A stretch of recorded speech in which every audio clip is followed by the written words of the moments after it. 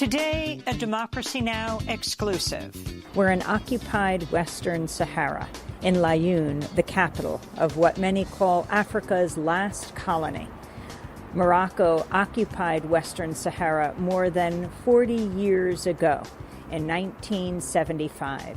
4 days in Western Sahara, Africa's last colony. As Sahrawi women, we're not backing off until we get our final victory and liberate our homeland. The beatings will not deter us from continuing the fight, and even if we die, it will be a sacrifice so that our sons and future generations can live in the freedom that we've been denied. In this special report, Democracy Now! Breaks the media blockade and goes to occupied Western Sahara, in the northwest corner of Africa, to document the Sahrawi decades-long struggle against Morocco's violent occupation. I have a daughter as 7 years old, so I try to tell her that my father was kidnapped and tortured and etc. But I try to teach her that one day I will face the same fate. So I'm always waiting. For the first time in years, in December, the United Nations will sponsor talks between Morocco and supporters of Sahrawi independence. All that and more coming up.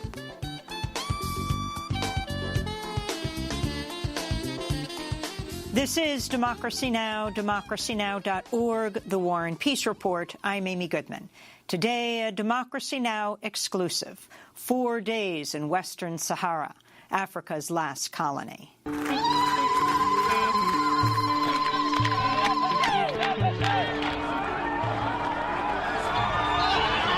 Western Sahara, where peaceful protesters, led by women, are beaten in the streets. Thousands have been tortured, imprisoned, killed, and disappeared while resisting the Moroccan occupation. He jabbed right at my eye with his baton. I was yelling at him, "Hey, you Moroccan, you pulled out my eye." Where natural resources are plundered, from phosphates to fish. I say that our damnation comes from the natural resources we have here.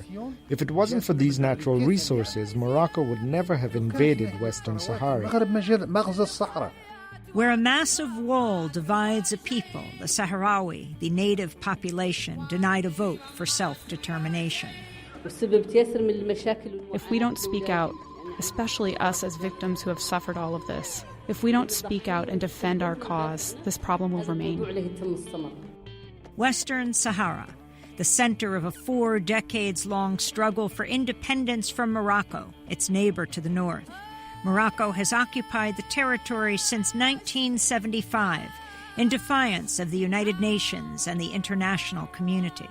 The story of Western Sahara is one of colonialism, plunder, and resistance. It's also a story rarely told in the international media. And it's here in Western Sahara where the scholar Noam Chomsky says the Arab Spring first began in late 2010, before the uprisings in Tunisia and Egypt. The Moroccan forces came in, destroyed the tent cities, a lot of killed, wounded, and so on, and then it spread. But the struggle in Western Sahara dates back much longer. For nearly a century, Western Sahara was colonized by Spain, but the Spanish occupation ended in 1975, setting off a regional fight. On October 31st, 1975, both Morocco from the north and Mauritania from the south invaded Western Sahara as Spain withdrew. Days after Moroccan troops invaded, King Hassan II ordered hundreds of thousands of Moroccan citizens to enter Western Sahara in what became known as the Green March. Mauritania would withdraw less than 4 years later, but Morocco has remained to this day.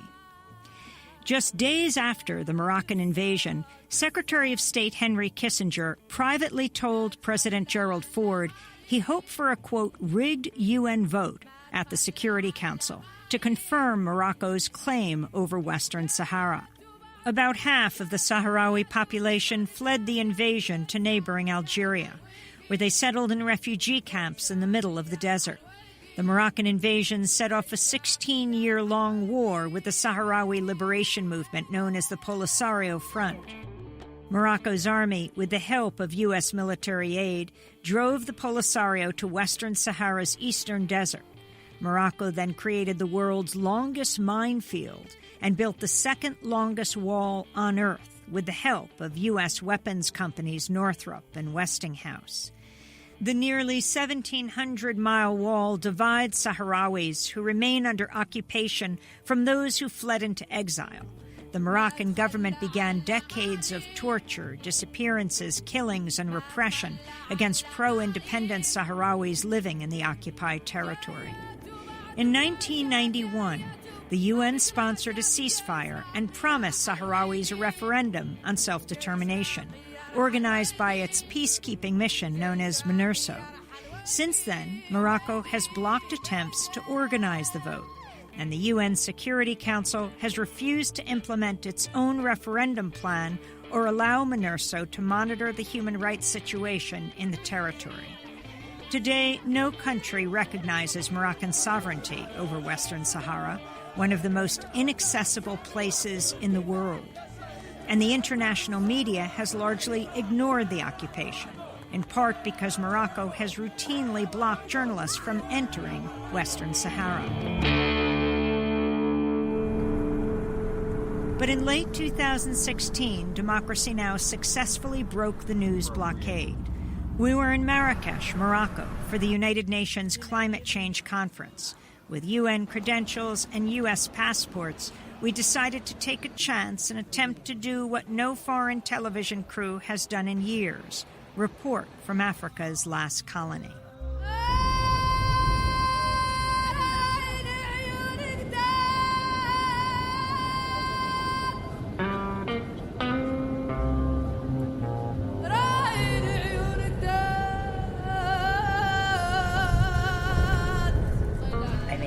This is Democracy Now! We've just landed in Laayoune, the capital of Western Sahara, Africa's last colony, hoping to report from here, occupied by Morocco for more than 40 years.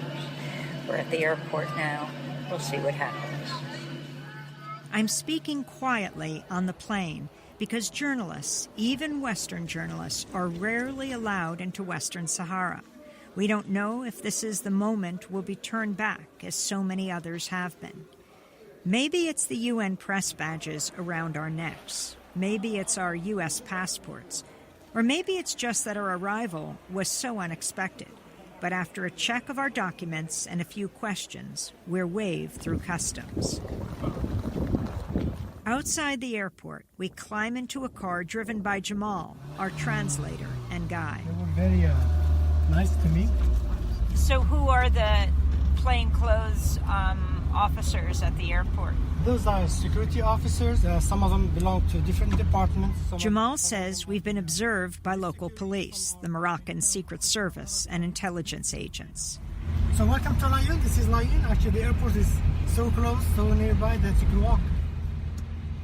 We arrive at the Hotel Salwan, knowing that the receptionist is obliged to inform the police of our presence. We check in quickly and immediately prepare to interview Sahrawi activists in one of our rooms.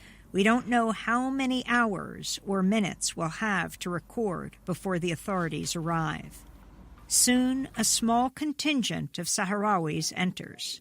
Our first interview is with journalist Mohamed Mayara. He speaks in hushed tones about the torture and murder his family faced at the hands of the Moroccan authorities. My father was among 4 brothers were kidnapped directly when Morocco invaded the Western Sahara. So he was arrested in February 27th, 1976. I was 2 months. He was kidnapped, and then they sent him to a secret jail, well known by the Sahrawis, Agdes, in south of Morocco. He spent 1 year and 6 months, and he was killed under torture. What kind of risk do you take speaking to a Western journalist like me? I have a daughter as 7 years old, so I told her when she asked me about about my father. So I tried to tell her that my father was kidnapped and tortured and etc. But I tried to teach her that one day I will face the same fate. So I'm always waiting. Why do you take that risk? Because I think it is engagement. This is the duty of freedom. The work of Mohammed Mayara's citizen journalist group, Equipe Media, is documented in the film 3 Stolen Cameras. It shows the gruesome fate of a Sahrawi cameraman who was pushed off a rooftop by police after he was spotted filming a bloody crackdown on a peaceful protest.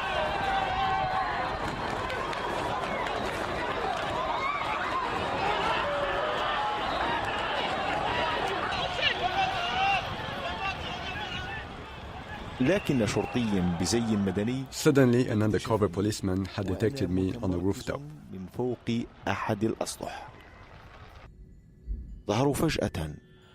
They suddenly appeared and pushed me over the edge.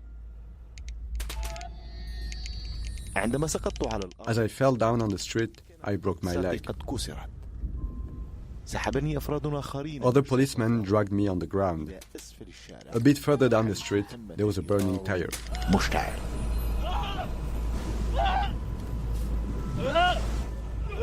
They pulled me over it. It was no accident. They wanted to demonstrate their power and show what happens to those who try to break the media blockade.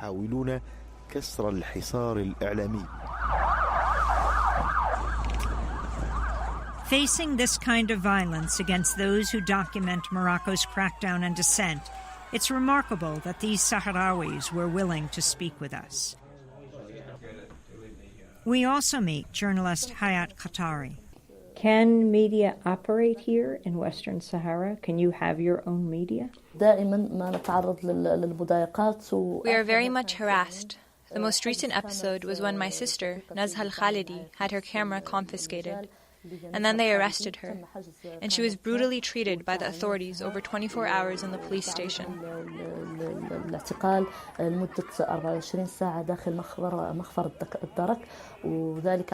That's apart from when she was trying to videotape a peaceful demonstration at the beach of Al-Wad.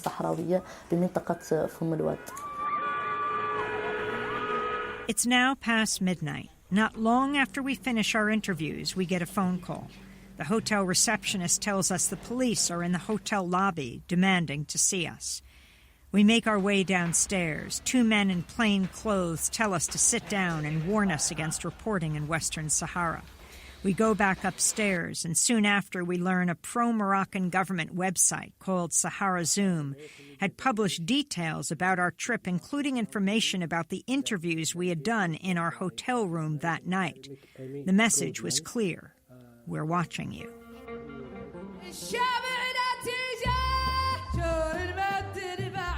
This is a Democracy Now! Special.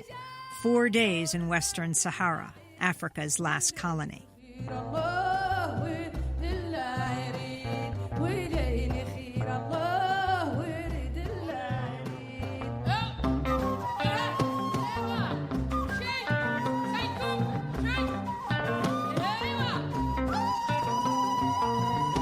That's Sahrawi singer Mariam Hassan from her album Layoun on Fire.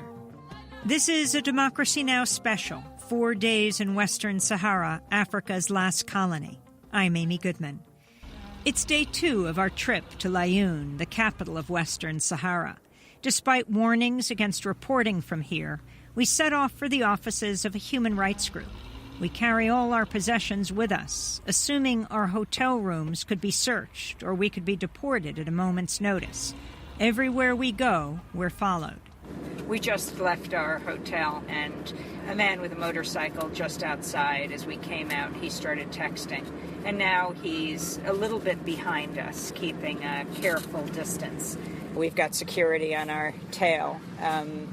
We've made a right and a left and a right. We made a U-turn, and the man on a motorcycle is right behind. Everywhere we drive are the posters, the billboards of the king. That's the Moroccan king, King Mohammed VI. Right here, this is the door. So We've arrived at the only Moroccan-accepted nonprofit here in Laayoune. There's clearly security sitting right next to the door, and the motorcyclist, the so-called security, is right behind us. The human rights organization has a long name. ASVDH stands for the Sahrawi Association of Victims of Grave Human Rights Violations Committed by the Moroccan State. The walls of its office are lined with posters and photographs showing the names and faces of the imprisoned, the disappeared, the now dead. My name is El Khalia Jimmy. I'm a former victim of forced disappearance. I'm the vice president of the Sahrawi Association here. That's where we are right now.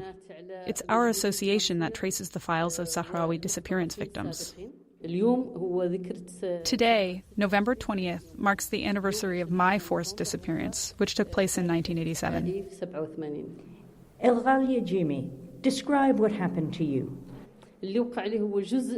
What happened to me happened to all the victims. Specifically, the pictures that I saw from Abu Ghraib prison in Iraq, they made me feel that I lived the same thing, that I underwent the same conditions, but in darkness. At that time, there was nobody to take pictures of us. There was nobody to talk about us. El Khalia Jimmy shows us her arm, left scarred after her captors unleashed a dog on her. I still bear the marks of the dog bites right here. Who did this to you? It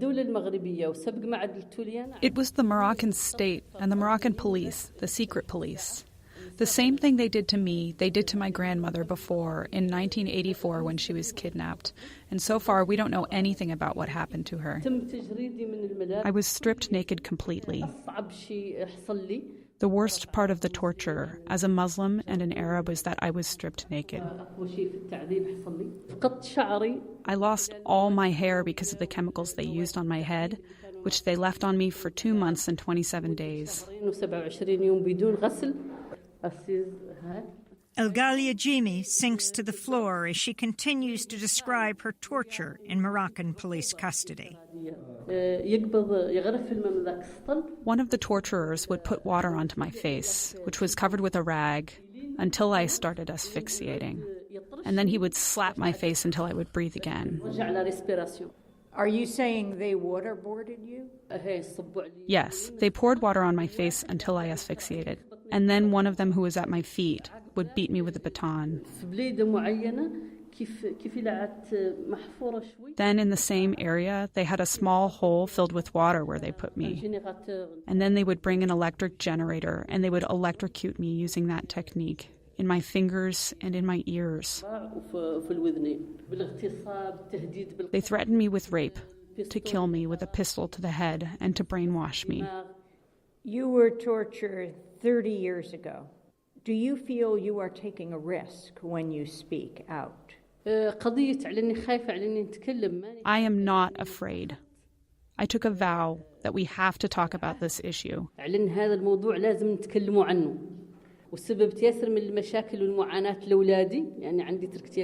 If we don't speak out, especially us as victims who have suffered all of this,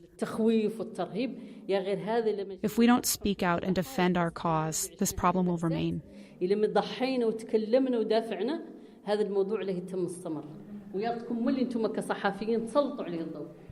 Our interview is interrupted when our guide Jamal receives an urgent phone call. We've been summoned to appear before the most powerful man in Laayoune.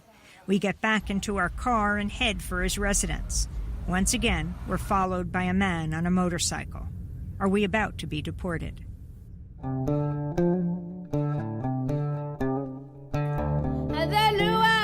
Time after time, journalists are turned back as they try to enter Western Sahara. Like 12 Spanish reporters deported from Laayoune's airport after their arrival in 2010, including the renowned radio reporter Àngels Barceló. Every time they turn us away, we should go and tell the story on air. Go and say, today we have tried it again, and today the Moroccans have sent us away again. and the Spanish journalist Bernard Millet. They inspected all my gear, cameras, photographs, and they made me erase photos that, according to them, were incriminating. And human rights observers are deported as well, like European parliamentarian Willy Meyer, Spanish lawmaker Xavier Ron, a Norwegian delegation held on a bus and expelled in 2016, and many others. All of them tried and failed to do what we had somehow managed, to make it into Western Sahara to report on the occupation.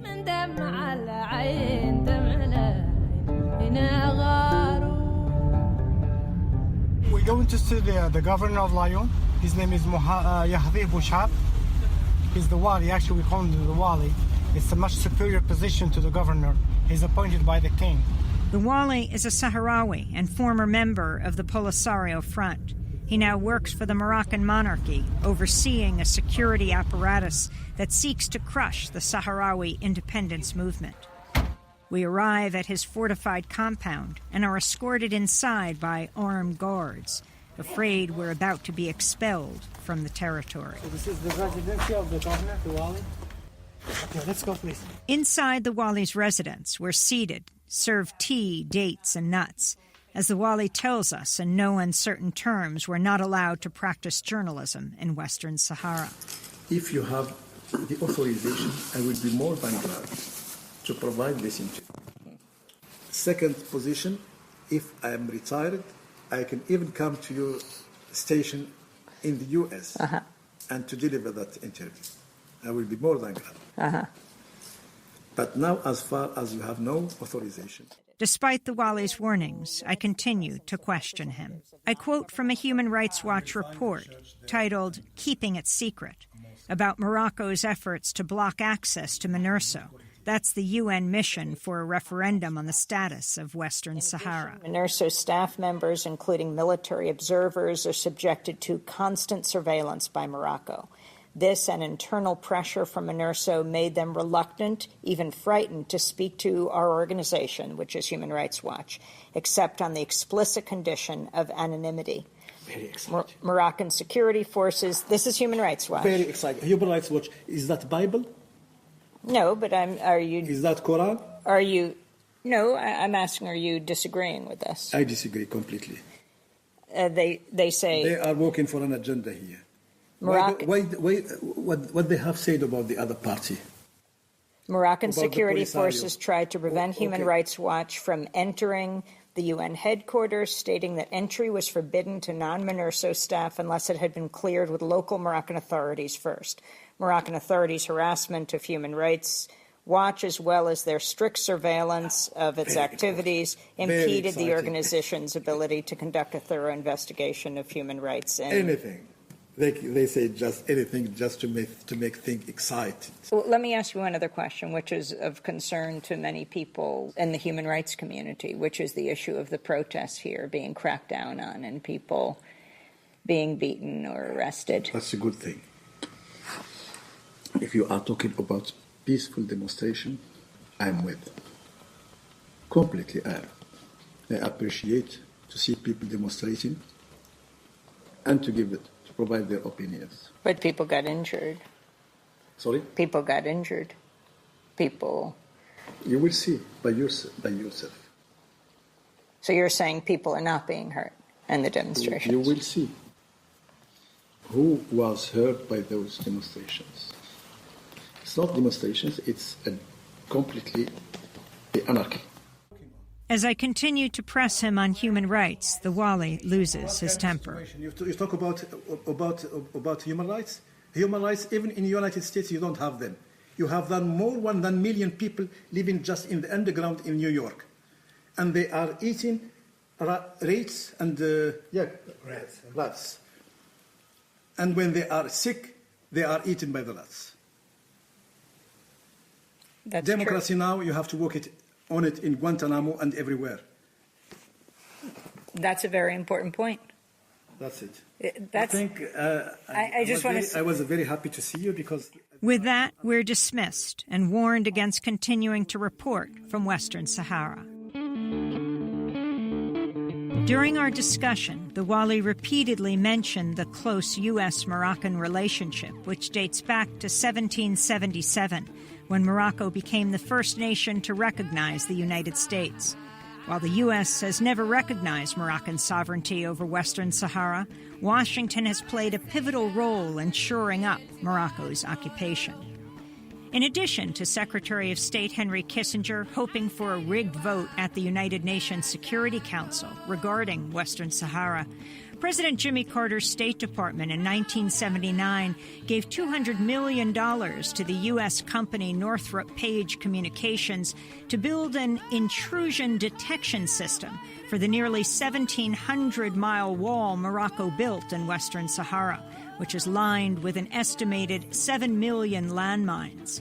A year later, Carter provided Morocco with $230 million in military aid. It's been a bipartisan affair ever since. King Hassan II with President Reagan in 1982. Moroccan people and American people will be ready always to mix their blood for the dignity of man. His Majesty briefed me on the latest developments in his efforts to reach a peaceful settlement of the conflict in the Western Sahara, and I expressed my admiration for his support. After the Cold War ended, Morocco became a key U.S. ally in the so-called War on Terror. In 2004, President George W. Bush designated Morocco to be a major non-NATO ally of the United States, opening the door for more military deals. And the money has flowed both ways. The state-owned Moroccan Phosphate Company, OCP, which operates in Western Sahara, donated as much as $12 million to the Clinton Foundation prior to the 2016 election. And the Wali proudly pulled up a photo on his cell phone from January of 1992, showing Donald Trump, his soon-to-be wife Marla Maples, and Moroccan King Hassan II at Trump's prime property, the Plaza Hotel in New York. Jump forward a quarter of a century to now President Trump's disgraced Environmental Protection Agency Administrator Scott Pruitt. Prior to his resignation, Pruitt took a controversial $100,000 trip to Morocco in December of 2017, where he met with the head of Morocco's state-owned mining company. Pruitt's trip was arranged by a lobbyist, Richard Smotkin, who accompanied Pruitt and helped set up meetings for him. As we drive through the streets of Laayoune, everywhere are signs of occupation. The city was built up under Spain's fascist dictator, Francisco Franco, and has been occupied by Morocco since the mid-70s. We pass the United Nations MINURSO compound, where just over 200 UN peacekeepers monitor the 1991 ceasefire between Morocco and the Polisario, but are legally prevented from intervening to stop human rights abuses. And we drive past the high walls of the notorious Black Prison, where generations of Sahrawis have been detained, tortured, and disappeared.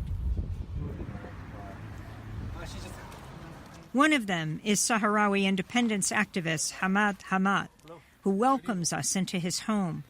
Over tea, he describes his torture at the hands of the Moroccan authorities during his years spent as a political prisoner. They linked electrodes to my ears and something to my underarms and to my tongue and then other sensitive parts.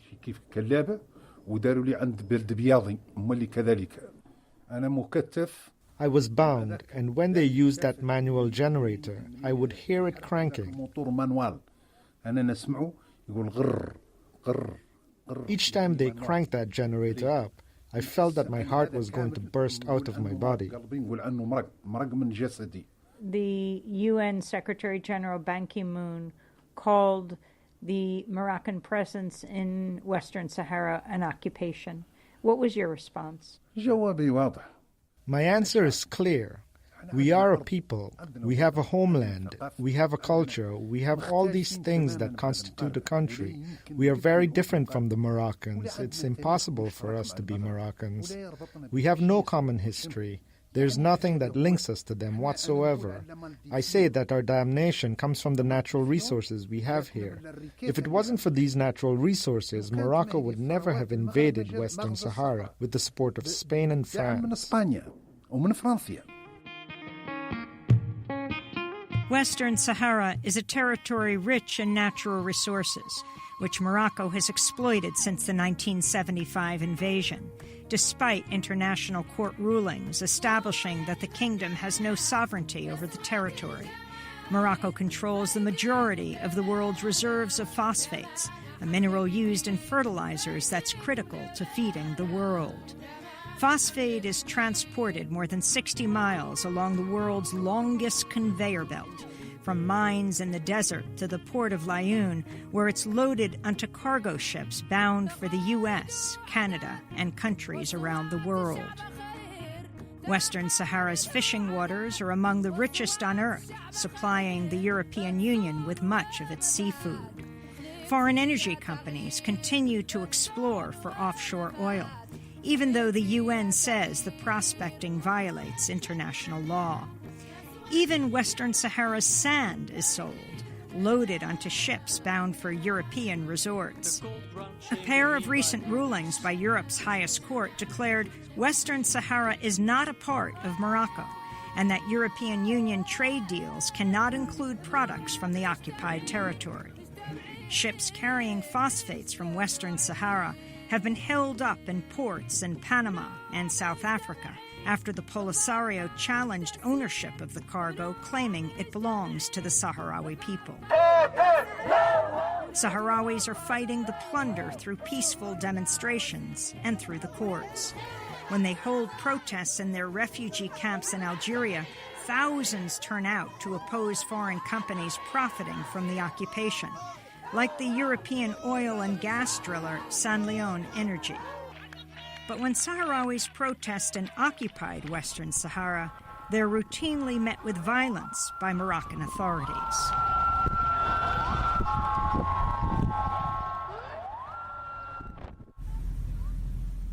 It's still day 2 of our trip to Western Sahara. As we cross town to meet with more Sahrawi independence activists, once again we're followed by a man on a motorcycle. We arrive making our way past pro-independence graffiti and meet an icon of the Sahrawi resistance. Sultana Khaya drapes herself in the red, white, black, and green flag of Western Sahara.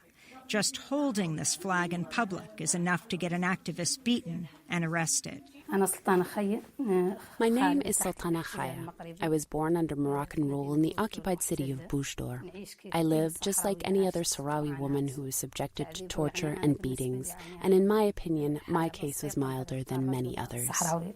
In 2007, Sultana was peacefully protesting with fellow college students at a university in Marrakesh, Morocco, when police surrounded her. May 9th was an anniversary that all Sahrawis should celebrate. We were a group of 500 Sahrawi students. We left the university campus marching, peacefully, waving flags and chanting, "There are no alternatives to self-determination." They sealed off the street and we were besieged in it. As tear gas spread, Sultana was beaten by police, one of whom singled her out for more abuse. One of them recognized me, and he jabbed right at my eye with his baton. When he did that, I bent over and I could feel my eyeball in my hand. I was yelling at him, "Hey, you Moroccan, you pulled out my eye." Sultana's ordeal continued in an ambulance as she was tortured on her way to the hospital. I told him I had a hemorrhage in my eye. He tried to put his finger into my eye socket. I didn't get any medical treatment till the next morning at 11 when a group of Moroccans came to me telling someone to sew up my eye. Because when I was in the ambulance, another woman was crying and telling me, "Your eye is gone." They were trying to sew up my eye so other women could see it and think twice before getting involved in activism. They wanted to make an example of me. Do you have confidence that Western Sahara will become an independent nation? That's for sure, because the determination of the people is invincible. What we've got is true. We've lost many men and women over this. One day, it shall be liberated.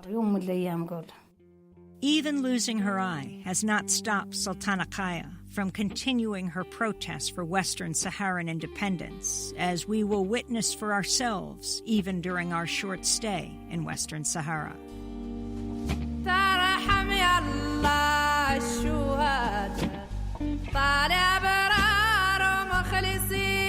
This is a Democracy Now! Special, 4 days in Western Sahara, Africa's last colony.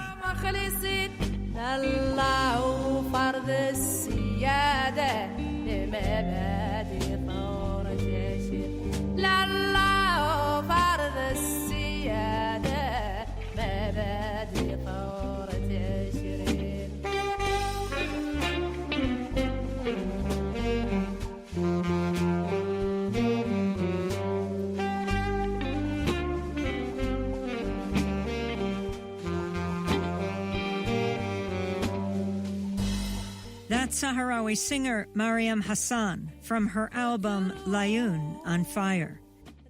This is a Democracy Now! Special, 4 days in Western Sahara, Africa's last colony. Do you want to change the hotel? On day 3 of our trip to Layun, the capital of Western Sahara, we invite a Sahrawi activist to our hotel.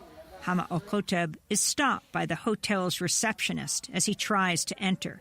She calls authorities to report an unregistered visitor, forbidding him from coming upstairs.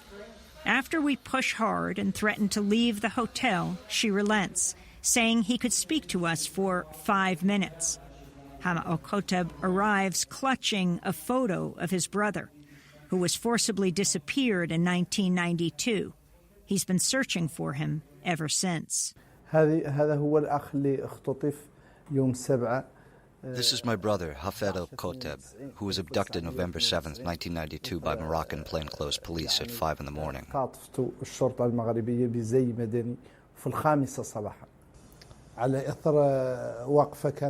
It was because of his involvement in the demonstration at the Nagdir Hotel, November 6th. They woke us up very early in the morning, and the situation was very ugly. Plainclothes policemen came to our house, and they abducted him. Where was he taken to? The information that we have is inconclusive because we didn't see anything. And the rest of the people who were abducted with him, around 500 people, were blindfolded. My brother and our neighbor's son, we don't know anything about them. Hundreds were released, but about 200 were kept there. How did Hafid's disappearance affect your family? It was a landmine that exploded within the family. His presence was the glue that united us. My father had diabetes, and because of the insults he heard on that day of the abduction, he became paralyzed and remained that way for the rest of his life. My mother would not dare to enter the home again, and she stayed with my other siblings for a year. How were your brothers and sisters affected by Hafid's disappearance? It deeply affected them and had a great impact on them emotionally because they were very young at the time. They witnessed all the atrocities related to the abduction.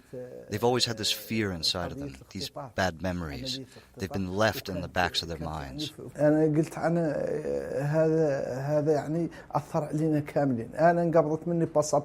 Also, I was a victim of this too, because when I was getting ready to go to Geneva to participate in the UN Human Rights Council, they confiscated my passports. For 5 years, I couldn't recover my passport. I call upon all the free world and all the people in the world to help us reveal the truth about my brother's whereabouts. I call upon the Moroccan government to reveal the fate of all of our sons.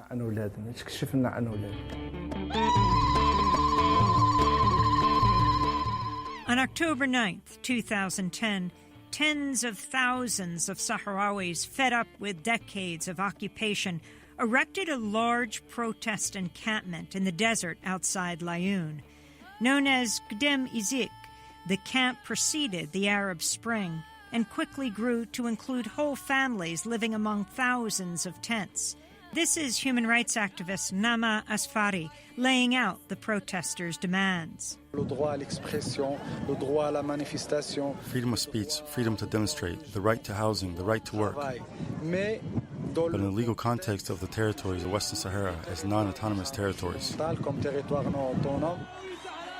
Speaking on Democracy Now!, renowned author and activist Noam Chomsky called the Gdeim Izik uprising the start of the Arab Spring.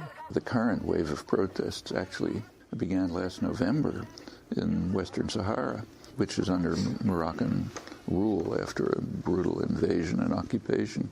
The Moroccan forces came in, carried out, destroyed the tent cities, a lot of killed, wounded, and so on, and then it spread. On November 8, 2010, Moroccan forces used tear gas, clubs, and water cannons to force the protesters from their tents before firing live rounds and setting the camp on fire. The Polisario says the raid killed 36 people, with many hundreds more injured and arrested. Many were tortured in custody, including 23 activists who were accused of contributing to the violence. They were tried, convicted, and given harsh sentences in July of 2017. It was the latest chapter in a long history of repression against Sahrawis at the hands of Moroccan forces.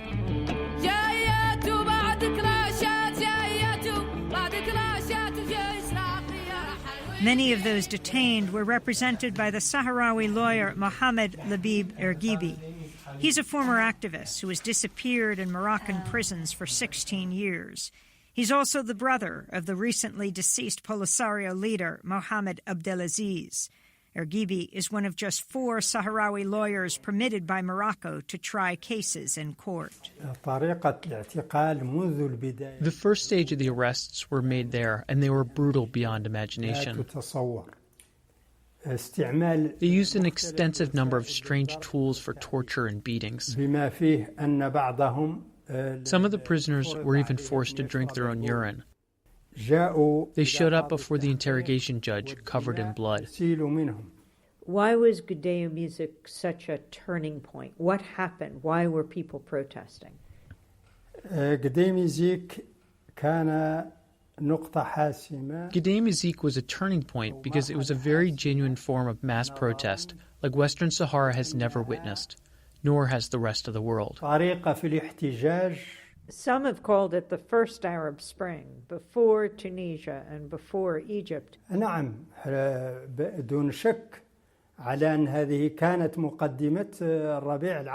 Yes, without any doubt, this was the beginning of the Arab Spring. Every media outlet, after Gdeim Izik, could only talk about how well organized, well managed, and well prepared the protest in Western Sahara was. And from here it spread to Tunisia and Egypt. So of course, when the American academic noted that this was the beginning of the Arab Spring, he was correct. After leaving Mohamed Ergibi's office, we drive to a restaurant near the airport for dinner. As usual, we're followed. So we sat down here at a restaurant near the airport in Laayoune. We came into a vast, empty restaurant. And within about 15 minutes after we ordered, about 100, mainly men, some women, dressed in traditional West Saharan dress, carrying Moroccan flags, all came in, and they sat down all around us.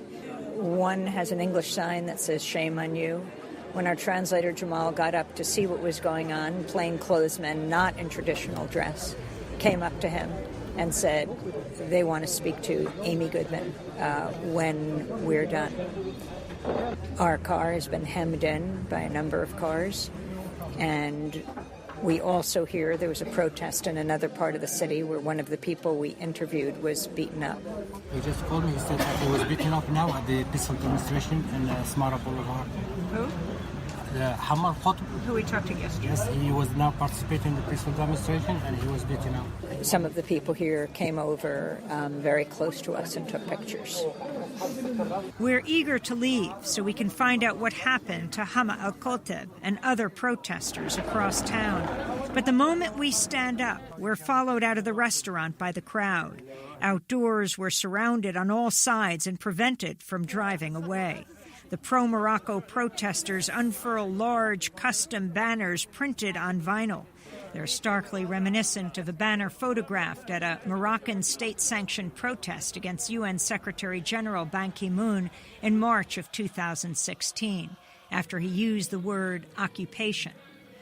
Back at the restaurant, one of the vinyl banners with red and black lettering has a photo of me interviewing a Sahrawi activist with the caption, "Shame on you." We're standing here outside of a restaurant that we came to near the airport called Umaima, and a group of 50, 60, 70 people in West Saharan dress have descended on the restaurant carrying signs that say "Shame on you." Journalist or person of Algeria, yes, for the American-Moroccan friendship, and dismembering countries goes hand in hand with strengthening the ISIS. I thought we'd start by talking to one of the organizers, who is a freelance journalist who trained in Rhode Island. So if you could tell us your name. Yeah. By the way, I'm not one of the organizers, so I'm just volunteering with the people, my fellow Sahrawis, to talk to you about what they think of your visit and about general issues related to the issue of Western Sahara. And how did you know that I was at this restaurant? Well, this is a small town, and everybody knows everybody. Whenever a foreign delegation comes to the area, so everybody is aware of this. It was an empty restaurant. We just came in 5 minutes before. This is a restaurant which is well known to the people. And for example, when maybe one of my cousins was there, he would notice foreigners. He would immediately check why they are here. And you were just sitting with 60 people in West Saharan dress? No, the people are gathering. They told me to volunteer with them for the interpretation. As we speak with Bashir Dahi, a number of men in plain clothes stand on the perimeter, taking photos and video, speaking on cell phones. A local activist would later identify some of them as members of the Moroccan Interior Ministry, including at least one official who's been accused of torturing many Sahrawis. I'm bin Abd Salka, Regional Coordinator for the National Front for the Defense of National Integrity in Laayoune. I came here to represent my organization to say that we Sahrawis are in our territory and we will do anything to defend it. Right. But how did you know I was here? Because I'm always following the news, and this is something that concerns me. I'm required to know this. Was I in the news at this restaurant? No, this is normal. We are always aware of who comes to our territory when it comes to the national cause. Who told you that I was here? This is the main restaurant in my city. I came to visit it, and suddenly I saw you. And you carry Moroccan flags with you everywhere you go. It's very customary to be giving out Moroccan flags in the restaurant. Of course. I'm representing an organization whose main goal is to defend the national interest. The flags are always in our homes, always on our persons. Our flags are always ready, thank God, always prepared. I saw one person carrying all the flags and giving them out. No, we were basically helping him. Do you understand me? Some of us are responsible for the national flags, others for communication. Our work is always organized and ready. Now it's getting dark. We're getting increasingly nervous. The sun sets on the restaurant Umaima as the pro-Morocco protesters prevent us from leaving for over an hour. It's a clear effort to intimidate us and to keep us away from the protest across town. When we're finally able to escape, Jamal receives a call. A number of Sahrawi activists have been badly beaten. We race to the home where they're gathered to recover from their injuries. Inside, we find a number of women tending to an activist named Aziza Biza, who's retching and vomiting from her injuries. Should she go to a hospital? She can't go to a hospital because they will not admit her, and she's also too scared to go there. The activists have recorded video of their protests and the subsequent beatings by Moroccan forces on cell phones and camcorders. What our cameras couldn't capture, citizen journalists could. We begin downloading their footage as activist Mina Bali describes what happened. Because of your presence here, we wanted to have a protest and show you how things are here and how we are treated. It's been about 2 years since any journalists have accessed the territory.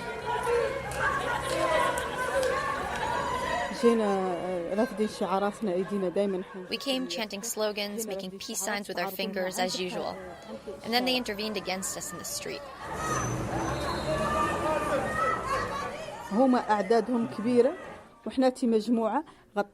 They were a large group. They pushed us into a narrow street. They took me, one of them grabbed my hair and he started beating me. He wounded me here, under my nose. He grabbed my breast and continued beating me against the wall.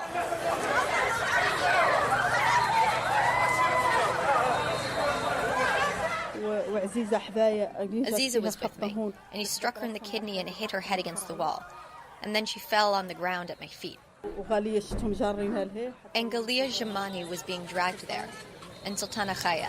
I'm going to go with the women to see their bruises. They're going to show me, and then we'll see what we can show the camera.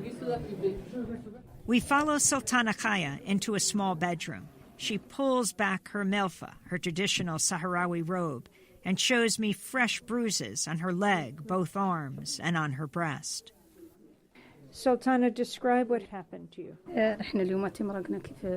All of us were participating as Sahrawis in the peaceful demonstrations for our right to self-determination. I was trying to gather my sisters for the protest at 5 o'clock, and the whole area was besieged.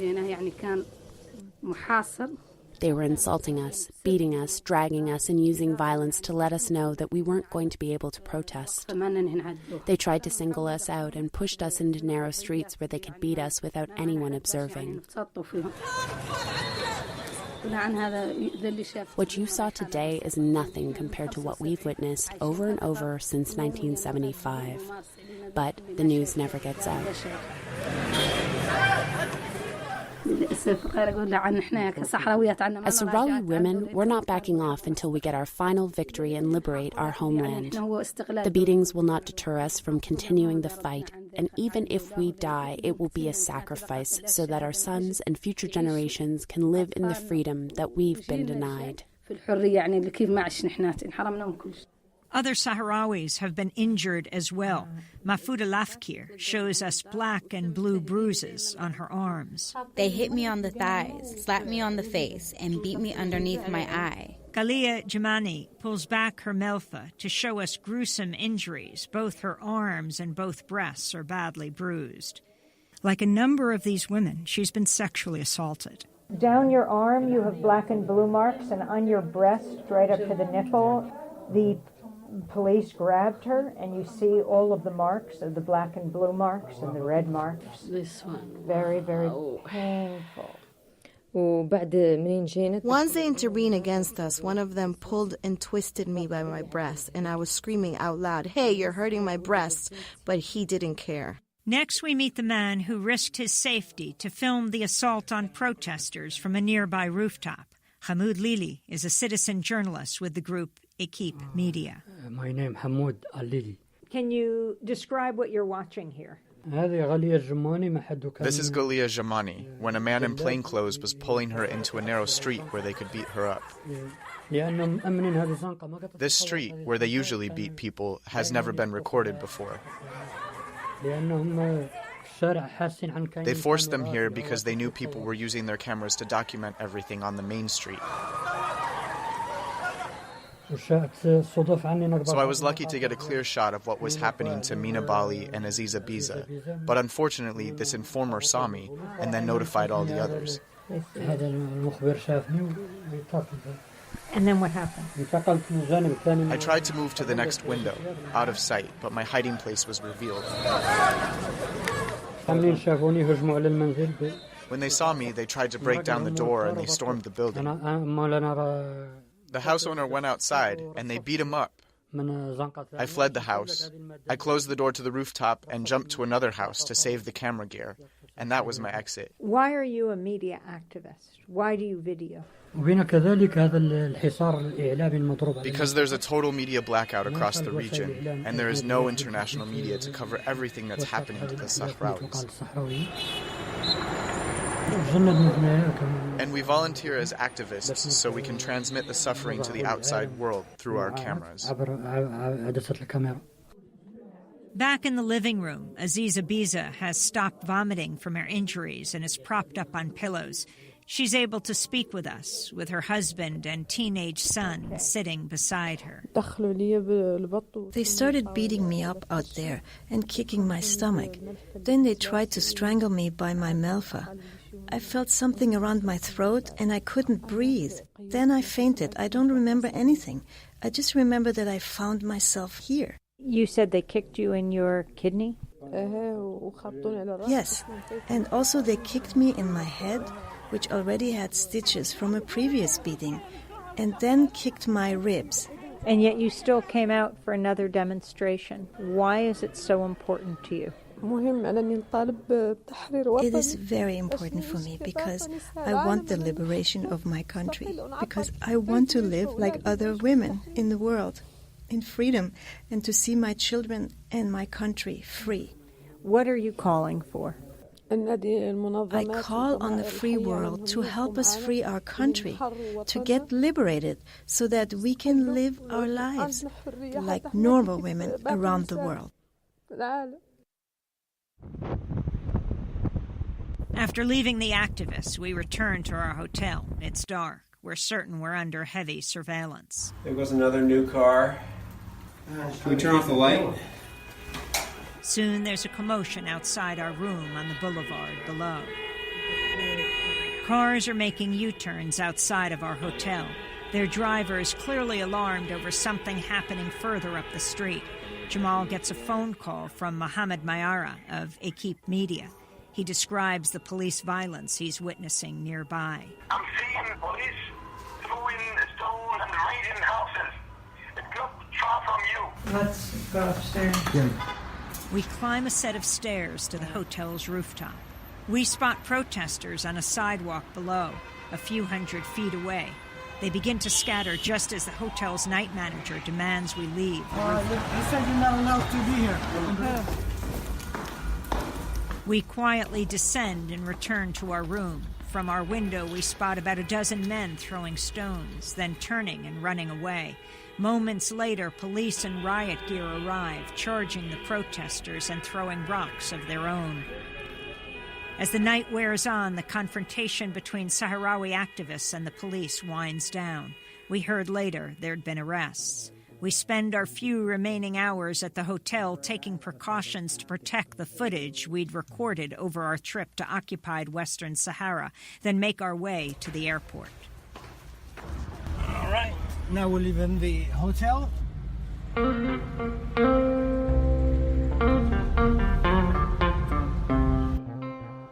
At the gate, we pass through a final gauntlet of Moroccan mukhabarat, or intelligence agents.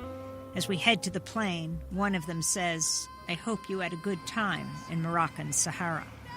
Moroccan Sahara, the term the Moroccan government uses, but no country in the world officially recognizes. Morocco occupies Western Sahara, Africa's last colony. For Democracy Now!, I'm Amy Goodman, with John Hamilton, Mike Burke, and Dennis Moynihan.